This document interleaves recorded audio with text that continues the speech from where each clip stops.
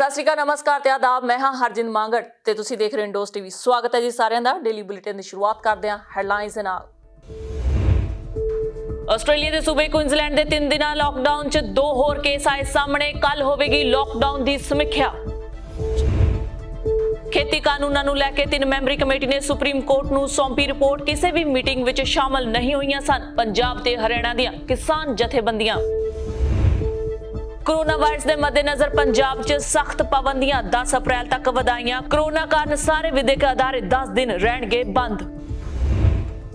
पंजाब च corona virus की दूजी लहर च पॉजिटिव आए लुधियाना तो लोक सभा मैंबर रवनीत सिंह बिट्टू ते क्रिकेट खिडारन हरमनप्रीत कौर। जी और इन्हां खबरां दी तफसील ते कुछ होर अहम खबरां। ਆਸਟ੍ਰੇਲੀਆ ਦੇ ਸੂਬੇ ਕੁਇਨਜ਼ਲੈਂਡ ਵਿੱਚ ਅੱਜ ਲਾਕਡਾਊਨ ਦਾ ਦੂਜਾ ਦਿਨ ਹੈ। ਪਿਛਲੇ 24 ਘੰਟਿਆਂ ਦੌਰਾਨ 2 ਹੋਰ ਕੇਸ ਦਰਜ ਕੀਤੇ ਗਏ ਨੇ ਅਤੇ ਇਹ ਕੇਸ ਪਹਿਲੇ ਕਲਸਟਰ ਦੇ ਨਾਲ ਹੀ ਜੁੜੇ ਹੋਏ ਨੇ। ਆਸਟ੍ਰੇਲੀਆ ਦੇ ਸੂਬੇ ਕੁਇਨਜ਼ਲੈਂਡ ਦੇ ਗ੍ਰੇਟਰ ਬ੍ਰਿਸਬੇਨ 'ਚ ਲੱਗੇ 3 ਦਿਨਾਂ ਲਾਕਡਾਊਨ ਦਾ ਅੱਜ ਦੂਜਾ ਦਿਨ ਹੈ। ਈਸਟਰ ਦੀਆਂ ਛੁੱਟੀਆਂ 'ਚ ਜਿੱਥੇ ਲੋਕ ਤਿਆਰੀਆਂ ਕਰਦੇ ਦਿਖ ਰਹੇ ਸਨ, ਉੱਥੇ ਹੀ ਕੁਇਨਜ਼ਲੈਂਡ ਵਿੱਚ ਯੂਕੇ ਸਟ੍ਰੇਨ ਦੇ ਕੇਸ ਆਉਣ ਕਾਰਨ ਲੱਗੇ ਲਾਕਡਾਊਨ ਨੇ ਲੋਕਾਂ ਦੇ ਚਾਅ ਫਿੱਕੇ ਪਾ ਦਿੱਤੇ। ਪਿਛਲੇ 24 ਘੰਟਿਆਂ ਦੌਰਾਨ 2 ਹੋਰ ਕੋਵਿਡ ਕੇਸ ਪਾਏ ਗਏ ਨੇ, ਜਿਸ ਲਈ ਪ੍ਰੀਮੀਅਰ ਐਨਸਟਾਸ਼ੀਆ ਨੇ ਮੀਡੀਆ ਨੂੰ ਸੰਬੋਧਨ ਕਰਦਿਆਂ ਕਿਹਾ ਕਿ ਕੁਇਨਜ਼ਲੈਂਡ ਵਿੱਚ 2 ਹੋਰ ਕੇਸ ਰਿਕਾਰਡ ਕੀਤੇ ਗਏ ਨੇ, ਜਿਸ ਨਾਲ ਕੁੱਲ ਕੇਸਾਂ ਦੀ ਗਿਣਤੀ 17 ਹੋ ਗਈ ਹੈ। ਇਨ੍ਹਾਂ ਕੇਸਾਂ ਵਿੱਚੋਂ ਇੱਕ ਕੇਸ ਬੰਡਾਬਰਗ ਅਤੇ ਇੱਕ ਟੂਬੰਬਾ ਤੋਂ ਹੈ। ਪ੍ਰੀਮੀਅਰ ਨੇ ਦੱਸਿਆ ਕਿ ਇਹ ਕੇਸ ਸੈਕੰਡ ਕਲਸਟਰ ਦੀ ਲਾਗ ਦਾ ਹੀ ਨਤੀਜਾ ਹੈ ਤੇ ਲੋਕਲ ਕਮਿਊਨਿਟੀ ਕੇਸ ਹੀ ਨੇ। ਸਿਹਤ ਅਧਿਕਾਰੀ ਜੈਨਟ ਜੰਗ ਨੇ ਕਿਹਾ ਹੈ ਕਿ ਇਹ ਦੋਵੇਂ ਕੇਸ ਪ੍ਰਿੰਸੈਸ ਅਲੈਗਜ਼ੈਂਡਰਾ ਹਸਪੀਟਲ ਦੇ ਕਰੋਨਾ ਵਾਰਸ ਵਾਰਡ ਦੀ ਨਰਸ ਨਾਲ ਜੁੜੇ ਹੋਏ ਸਨ, ਜਿਨ੍ਹਾਂ ਨੂੰ ਉਸ ਨਰਸ ਨੇ ਪਹਿਲੀ ਕਰੋਨਾ ਵੈਕਸੀਨ ਦਿੱਤੀ ਸੀ। ਪ੍ਰੀਮੀਅਰ ਐਨਸਟਾਸ਼ੀਆ ਨੇ ਕਿਹਾ ਕਿ ਉਹ ਸਾਰਿਆਂ ਦੀ ਬਹੁਤ ਧੰਨਵਾਦੀ ਹੈ ਜੋ ਔਖੇ ਸਮੇਂ 'ਚ ਸਰਕਾਰ ਨਾਲ ਪੂਰਨ ਸਹਿਯੋਗ ਕਰ ਰਹੇ ਨੇ ਅਤੇ ਇਹ ਬਹੁਤ ਹੀ ਚੰਗੇ ਸੰਕੇਤ ਨੇ ਕਿ ਇਹ ਕੇਸ ਇੱਕ ਦੂਜੇ ਨਾਲ ਲਿੰਕਡ ਨੇ। ਜੇਕਰ ਇਹ ਕੇਸ ਇੱਕ ਦੂਜੇ ਨਾਲ ਨਾ ਜੁੜੇ ਹੁੰਦੇ ਤਾਂ ਹਾਲਾਤ ਹੋਰ ਬੁਰੇ ਹੋ ਸਕਦੇ ਸੀ।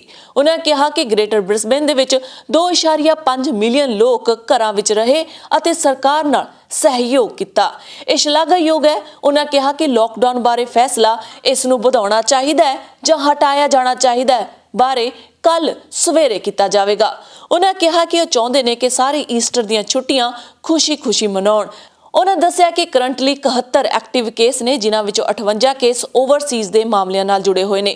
ਹੁਣ ਤੱਕ 33,000 ਲੋਕਾਂ ਦਾ ਟੈਸਟ ਕੀਤਾ ਜਾ ਚੁੱਕਾ ਹੈ। ਉਹਨਾਂ ਕਿਹਾ ਕਿ ਜੇਕਰ ਕੱਲ ਤੱਕ ਕੇਸਾਂ ਦੀ ਗਿਣਤੀ 'ਚ ਕੋਈ ਵਾਧਾ ਨਹੀਂ ਹੁੰਦਾ ਤੇ ਖਬਰ ਸਾਰਿਆਂ ਲਈ ਚੰਗੀ ਹੋਵੇਗੀ ਅਤੇ ਲੋਕ ਈਸਟਰ ਨੂੰ ਇੰਜੋਏ ਕਰ ਸਕਣਗੇ।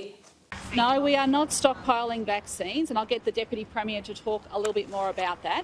But let me say this.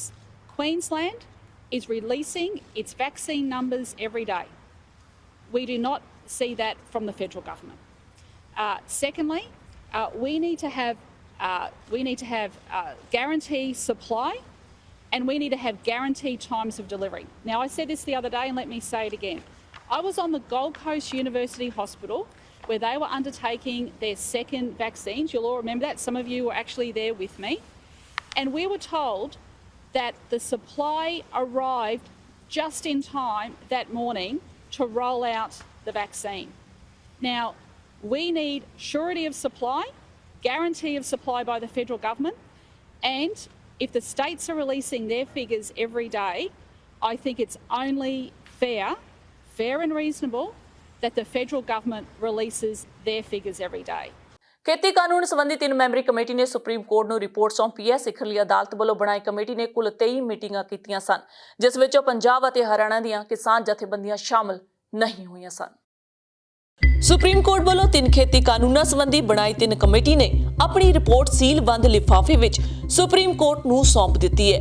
ਅਹਿਮ ਜਾਣਕਾਰੀ ਅਨੁਸਾਰ ਕਰੀਬ ਹਫ਼ਤਾ ਕੁ ਪਹਿਲਾਂ ਇਹ ਰਿਪੋਰਟ ਸੁਪਰੀਮ ਕੋਰਟ ਨੂੰ ਸੌਂਪੀ ਗਈ ਹੈ, ਜਿਸ ਦੀ ਕਮੇਟੀ ਨੇ ਅਧਿਕਾਰਤ ਤੌਰ ਤੇ ਪੁਸ਼ਟੀ ਕਰ ਦਿੱਤੀ ਹੈ। ਸੁਪਰੀਮ ਕੋਰਟ ਦੀ 3 ਮੈਂਬਰੀ ਕਮੇਟੀ ਦੇ ਮੈਂਬਰ ਅਨਿਲ ਧਨਵਦ ਨੇ ਦੱਸਿਆ ਕਿ ਕਮੇਟੀ ਨੇ ਨਿਸ਼ਚਿਤ ਸਮੇਂ ਅੰਦਰ ਆਪਣੀ ਰਿਪੋਰਟ ਸੁਪਰੀਮ ਕੋਰਟ ਨੂੰ ਸੌਂਪ ਦਿੱਤੀ ਹੈ, ਜੋ ਪੂਰੀ ਤਰ੍ਹਾਂ ਗੁਪਤ ਹੈ। ਉਹਨਾਂ ਰਿਪੋਰਟ ਦੇ ਵੇਰਵੇ ਦੇਣ ਤੋਂ ਇਨਕਾਰ ਕਰ ਦਿੱਤਾ। ਉਹਨਾਂ ਕਿਹਾ ਕਿ ਹੁਣ ਸੁਪਰੀਮ ਕੋਰਟ 'ਚ ਅਗਲੀ ਸੁਣਵਾਈ ਮਗਰੋਂ ਇਹ ਰਿਪੋਰਟ ਜਨਤਕ ਹੋ ਜਾਵੇਗੀ।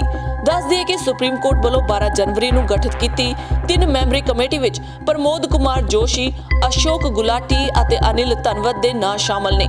ਕਮੇਟੀ ਵਿੱਚ ਸਾਬਕਾ ਸੰਸਦ ਮੈਂਬਰ ਭੁਪਿੰਦਰ ਮਾਨ ਨੂੰ ਵੀ ਮੈਂਬਰ ਬਣਾਇਆ ਗਿਆ ਸੀ, ਪਰ ਮਗਰੋਂ ਉਹ ਕਮੇਟੀ ਨਾਲੋਂ ਵੱਖ ਹੋ ਗਏ ਸੀ। ਇਸ 3 ਮੈਂਬਰੀ ਕਮੇਟੀ ਦੀ ਵੈਬਸਾਈਟ ਅਨੁਸਾਰ ਕਮੇਟੀ ਨੇ ਕੁੱਲ 23 ਮੀਟਿੰਗਾਂ ਕੀਤੀਆਂ ਨੇ। ਪਹਿਲੀ ਮੀਟਿੰਗ 15 ਜਨਵਰੀ ਤੇ ਆਖਰੀ ਮੀਟਿੰਗ 17 ਮਾਰਚ ਨੂੰ ਕੀਤੀ ਗਈ। ਅਹਿਮ ਤੱਥ ਇਹ ਹੈ ਕਿ ਪੰਜਾਬ ਅਤੇ ਹਰਿਆਣਾ ਦੀ ਕੋਈ ਵੀ ਕਿਸਾਨ ਜਥੇਬੰਦੀ ਇਸ 3 ਮੈਂਬਰੀ ਕਮੇਟੀ ਦੀ ਮੀਟਿੰਗ 'ਚ ਸ਼ਾਮਲ ਨਹੀਂ ਹੋਈ।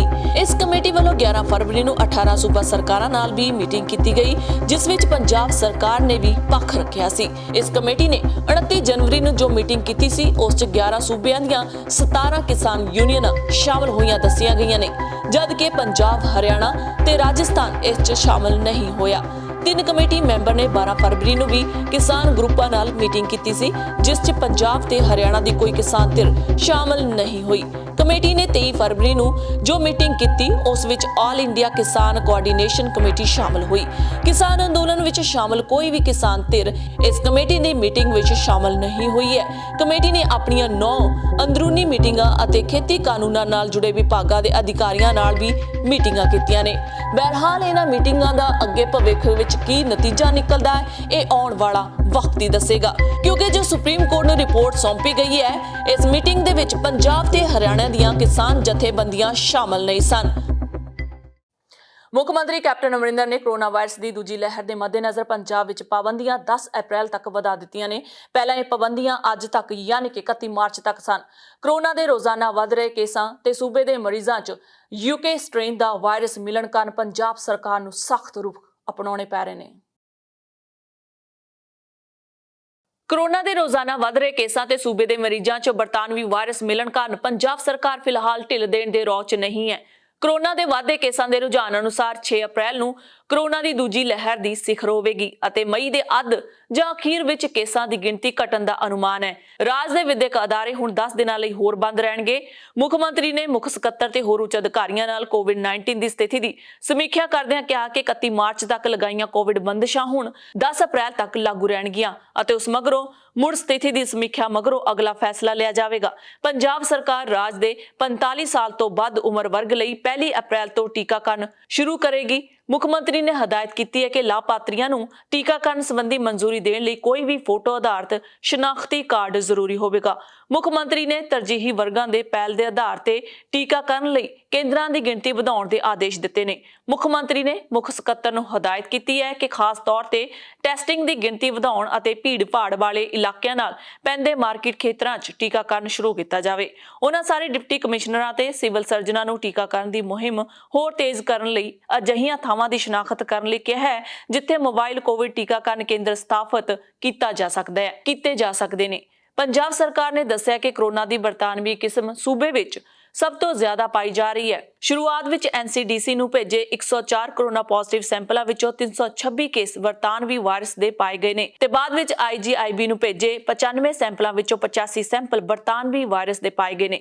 ਮੁੱਖ ਮੰਤਰੀ ਨੇ ਸਾਰੇ ਜ਼ਿਲ੍ਹਿਆਂ ਨੂੰ ਸੈਂਪਲ ਇਕੱਠੇ ਕਰਨ, ਰਫ਼ਤਾਰ ਵਧਾਉਣ ਅਤੇ ਵਿਸ਼ੇਸ਼ ਤੌਰ ਤੇ ਕੋਵਿਡ ਪੋਜ਼ਿਟਿਵ ਮਰੀਜ਼ਾਂ ਦੇ ਸੰਪਰਕ 'ਚ ਆਏ ਲੋਕਾਂ ਦੇ ਸੈਂਪਲ ਲੈਣ ਅਤੇ RAT ਨੂੰ 30% ਤੱਕ ਵਧਾਉਣ ਸੰਬੰਧੀ ਹਦਾਇਤ ਕੀਤੀ ਹੈ। ਸਿਹਤ ਵਿਭਾਗ ਦੇ ਪ੍ਰਮੁੱਖ ਸਕੱਤਰ ਨੇ ਕੋਵਿਡ ਮਹਾਮਾਰੀ ਦੀ ਤਾਜ਼ਾ ਸਥਿਤੀ ਤੇ ਯੋਗ ਲਾਭਪਾਤਰੀਆਂ ਦੇ ਟੀਕਾਕਰਨ ਦੀ ਸਥਿਤੀ ਵੀ ਸਾਂਝੀ ਕੀਤੀ। DGP ਦਿਨਕਰ ਗੁਪਤਾ ਨੇ ਦੱਸਿਆ ਕਿ ਪਿਛਲੇ ਮੀਟਿੰਗ ਤੋਂ ਹੁਣ ਤੱਕ 90,360 ਵਿਅਕਤੀਆਂ ਦੇ ਚਲਾਨ ਅਤੇ ਕੋਵਿਡ ਟੈਸਟ ਕੀਤੇ ਗਏ ਨੇ। ਮੁੱਖ ਸਕੱਤਰ ਨੇ ਵਰਚੁਅਲ ਮੀਟਿੰਗ ਤੋਂ ਬਾਅਦ ਦੱਸਿਆ ਕਿ ਸਾਰੇ ਜ਼ਿਲ੍ਹਿਆਂ ਨੂੰ ਸਾਰੇ ਸਿਹਤ ਕਰਮਚਾਰੀ ਅਤੇ ਪਹਿਲੀ ਕਤਾਰ ਵਿੱਚ ਡਟੇ ਹੋਏ ਵਰਕਰਾਂ ਨੂੰ ਟੀਕਾਕਰਨ ਲਈ ਪ੍ਰੇਰਿਤ ਕਰਨ ਦੀ ਸਲਾਹ ਵੀ ਦਿੱਤੀ ਗਈ ਹੈ ਅਤੇ ਜਿਹੜੇ ਟੀਕੇ ਨਹੀਂ ਲਗਵਾਉਂਦੇ ਉਹਨਾਂ ਨੂੰ ਹਰ ਹਫ਼ਤੇ ਕੋਵਿਡ ਟੈਸਟ ਕਰਵਾਉਣ ਦੀ ਸਖਤ ਹਦਾਇਤ ਕੀਤੀ ਜਾਵੇ। ਸਿਹਤ ਅਤੇ ਮੈਡੀਕਲ ਸਿੱਖਿਆ ਸਲਾਹਕਾਰ ਡਾਕਟਰ KK ਤਲਵਾੜ ਨੇ ਸੁਝਾਅ ਦਿੱਤਾ ਹੈ ਕਿ ਕੁਝ ਚੋਣਵੇਂ ਪ੍ਰਾਈਵੇਟ ਹਸਪਤਾਲਾਂ ਵਿੱਚ ਕੋਵਿਡ ਤੋਂ ਇਲਾਵਾ ਹੋਰ ਮਰੀਜ਼ਾਂ ਦੇ ਇਲਾਜ ਨੂੰ 24 ਹਫ਼ਤਿਆਂ ਲਈ ਮੁਲਤਵੀ ਕੀਤਾ ਜਾ ਸਕਦਾ ਹੈ। ਪੰਜਾਬ 'ਚ ਯੂਕੇ ਸਟ੍ਰੇਨ ਦੀ ਦੂਜੀ ਲਹਿਰ 'ਚ ਲੁਧਿਆਣਾ ਤੋਂ ਲੋਕ ਸਭਾ ਮੈਂਬਰ ਰਵਨੀਤ ਬਿੱਟੂ ਤੇ ਕ੍ਰਿਕਟ ਖਿਡਾਰਨ ਹਰਮਨਪ੍ਰੀਤ ਕੌਰ ਪੋਜ਼ਿਟਿਵ ਪਾਏ ਗਏ ਨੇ।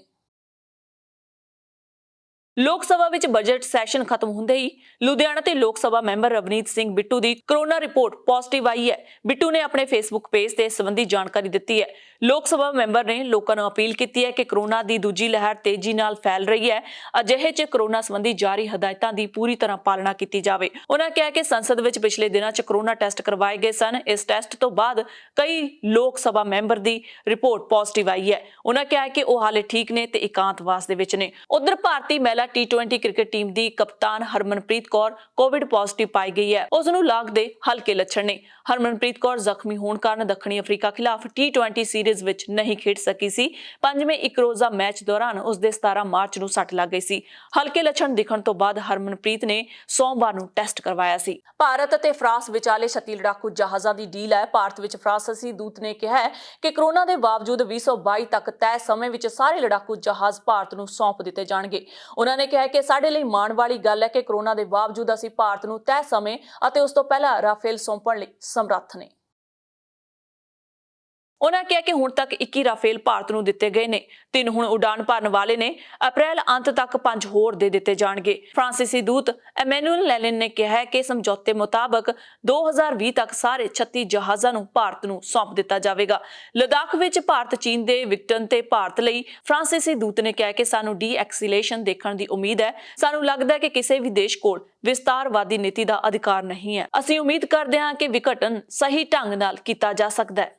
ਕੈਨੇਡਾ ਦੀ ਨੈਸ਼ਨਲ ਐਡਵਾਈਜ਼ਰੀ ਕਮੇਟੀ ਇਮਿਊਨਾਈਜੇਸ਼ਨ ਨੇ ਸਿਫਾਰਿਸ਼ ਕੀਤੀ ਹੈ ਕਿ ਇਸ ਸਮੇਂ 55 ਸਾਲ ਤੋਂ ਘੱਟ ਉਮਰ ਦੇ ਲੋਕਾਂ ਨੂੰ ਐਸਟਰਾਜੈਨੇਕਾ ਕੋਵਿਡ-19 ਟੀਕਾ ਨਹੀਂ ਲਗਾਇਆ ਜਾਣਾ ਚਾਹੀਦਾ, ਜਦੋਂ ਕਿ ਗੰਭੀਰ ਖੂਨ ਦੇ ਥੱਕੇ ਬਣਨ ਦੇ ਬਹੁਤ ਘੱਟ ਮਾਮਲਿਆਂ ਵਿੱਚ ਜ਼ੋਰ ਜਾਂਚ ਕੀਤੀ ਜਾ ਰਹੀ ਹੈ।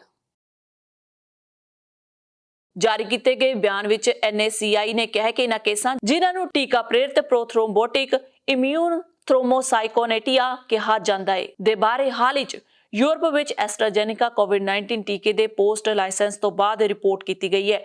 ਹੁਣ ਤੱਕ ਪਛਾਣੇ ਗਏ ਕੇਸ ਮੁੱਖ ਤੌਰ ਤੇ 55 ਸਾਲ ਤੋਂ ਘੱਟ ਉਮਰ ਦੀਆਂ ਔਰਤਾਂ ਦੇ ਸਾਹਮਣੇ ਆਏ ਨੇ।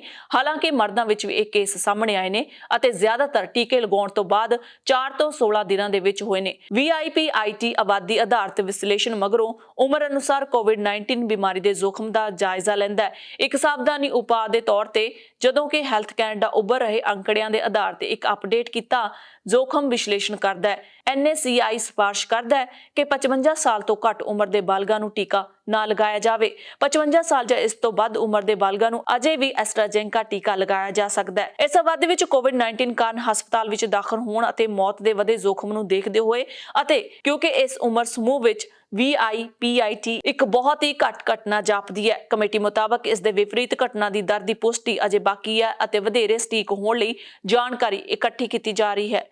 ਐਸਟਰਾਜੈਨੇਕਾ ਕੋਵਿਡ-19 ਟੀਕਾ ਪ੍ਰਾਪਤ ਕਰਨ ਵਾਲੇ ਕਿਸੇ ਵੀ ਵਿਅਕਤੀ ਨੂੰ ਇਸ ਸੰਭਾਵਿਤ ਪ੍ਰਤੀਕੂਲ ਘਟਨਾ ਦੀ ਜਾਣਕਾਰੀ ਦੇਣੀ ਚਾਹੀਦੀ ਹੈ ਅਤੇ ਜੇ ਉਹਨਾਂ ਥ੍ਰੋਮੋਐਂਬੋਲਿਜ਼ਮ ਦੇ ਲੱਛਣ 4 ਤੋਂ 20 ਦਿਨਾਂ ਦੇ ਵਿਚਕਾਰ ਵਿਕਸਿਤ ਹੁੰਦੇ ਦਿਸਦੇ ਨੇ ਤਾਂ ਤੁਰੰਤ ਡਾਕਟਰੀ ਸਹਾਇਤਾ ਲੈਣ ਦੀ ਜ਼ਰੂਰਤ ਹੈ। ਕੈਨੇਡਾ ਦੇ ਇਹ ਕਦਮ ਉਸ ਸਮੇਂ ਆਇਆ ਜਦੋਂ ਦਰਜਨ ਤੋਂ ਵੱਧ ਯੂਰਪੀਅਨ ਦੇਸ਼ਾਂ ਨੇ ਖੂਨ ਦੇ ਥੱਕੇ ਜੰਮ ਜਾਣ ਦੇ ਮੁੱਦੇ ਕਾਰਨ ਟੀਕੇ ਦੀ ਵਰਤੋਂ ਰੋਕ ਦਿੱਤੀ ਸੀ। ਕੁਝ ਦੇਸ਼ਾਂ ਨੇ ਟੀਕਾਕਰਨ ਦੁਬਾਰਾ ਸ਼ੁਰੂ ਕੀਤਾ ਜਦੋਂ ਕਿ ਕਈਆਂ ਨੇ ਮੁਅੱਤਲਾ ਜਾਰੀ ਰੱਖੀਆਂ ਨੇ। ਕੈਨੇਡਾ ਵਿੱਚ ਹੁਣ ਤੱਕ 9,67,327 ਤੋਂ ਵਧੇਰੇ ਕੋਰੋਨਾ ਵਾਇਰਸ ਮਾਮਲੇ ਅਤੇ 22,871 ਤੋਂ ਵੱਧ ਮੌਤਾਂ ਹੋਈਆਂ ਨੇ।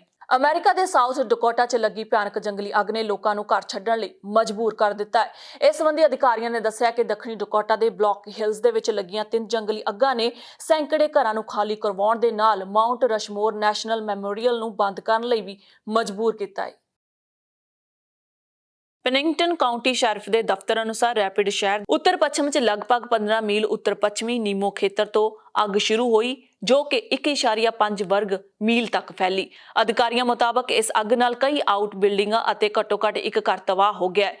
ਪੈਨਿੰਗਟਨ ਕਾਉਂਟੀ ਸ਼ੈਰਿਫ ਕੇਵਿਨ ਥੋਮ ਨੇ ਕਿਹਾ ਹੈ ਕਿ ਰੈਪਿਡ ਸਿਟੀ ਜਰਨਲ ਦੇ ਮੁਤਾਬਕ 400 ਤੋਂ 500 ਦੇ ਵਿਚਕਾਰ ਘਰ ਖਾਲੀ ਕਰਵਾ ਲਏ ਗਏ ਨੇ ਅਤੇ ਕਿਸੇ ਦੇ ਵੀ ਜ਼ਖਮੀ ਹੋਣ ਦੀ ਖਬਰ ਨਹੀਂ ਹੈ। ਇਸ ਅੱਗ ਤੇ ਕਾਬੂ ਕਰਨ ਲਈ ਤਕਰੀਬਨ 250 ਫਾਇਰ ਫਾਈਟਰਸ ਨੇ ਜਦੋਜਹਿਦ ਕੀਤੀ ਜਦਕਿ ਤੇਜ਼ ਹਨੇਰੀ ਦੀ ਰਫ਼ਤਾਰ 50 ਮੀਲ ਪ੍ਰਤੀ ਘੰਟਾ ਤੋਂ ਲੈ ਕੇ 72 ਮੀਲ ਪ੍ਰਤੀ ਘੰਟਾ ਤੱਕ ਸੀ। ਇਸ ਤੋਂ ਇਲਾਵਾ 2 ਹੋਰ ਅੱਗਾਂ ਕੀਸਟੋਨ ਨੇੜੇ ਰੈਪਿਡ ਸਿਟੀ ਦੇ ਦੱਖਣ ਪੱਛਮ 'ਚ ਲੱਗੀਆਂ ਜਿਨ੍ਹਾਂ 'ਚ ਇੱਕ ਨੇ 75 ਏਕੜ ਅਤੇ ਦੂਜੀ ਨੇ 20 ਏਕੜ ਰਕਬੇ ਨੂੰ ਨੁਕਸਾਨ ਕੀਤਾ ਅਤੇ ਅਧਿਕਾਰੀਆਂ ਮੁਤਾਬਕ ਇਸ ਨਾਲ ਮਾਊਂਟ ਰਸ਼ਮੋਰ ਨੂੰ ਵੀ ਬੁੱਧਵਾਰ ਤੱਕ ਬੰਦ ਕੀਤਾ ਗਿਆ ਹੈ।